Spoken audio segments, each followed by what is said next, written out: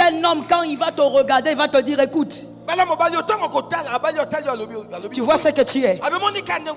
Tu n'as pas encore travaillé ce que tu es.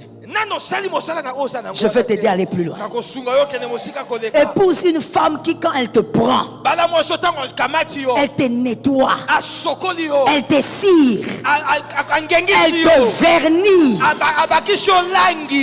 Quand on te regarde, on dit, oh, ça c'est le tonton là.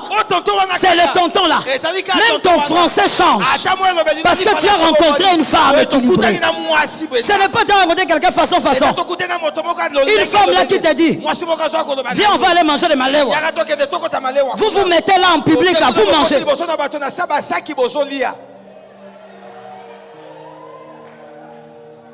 Que quelqu'un lève la main, doit te dire, Seigneur, délivre-moi. Je ne vous ai pas entendu, vous voulez vivre cette vie. Je dis, Seigneur, délivre-moi. Tu vas épouser une femme qui, même quand tu penses une chemise froissée, elle ne voit pas. Elle ne voit rien. Quand tu lui dis, mes chéris, c'est froissé, alors ça fait quoi?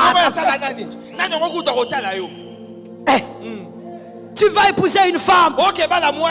Lorsque vous mangez, même quand tu manges en désordre, ce n'est pas un problème.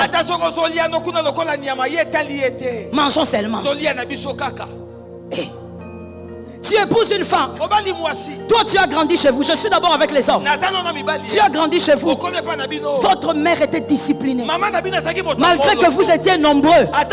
Mais votre maman était extraordinaire. Elle a veillé sur la propreté. Il n'y avait pas de pipi dans la maison. Mais tu épouses une femme. Vous faites des enfants. Quand on entre au salon, l'odeur du pipi. Et puis on dit quoi? Ce sont les bébés. Donc elle ne sait même pas que dans la maison, dans toutes les maisons, il y a des bébés, il n'y a pas l'odeur là. Sors de là au nom de Jésus. Tu es marié, sois délivré au nom de Jésus. Tu vas épouser une femme. Elle met les tissages sur la tête. Elle met les tissages.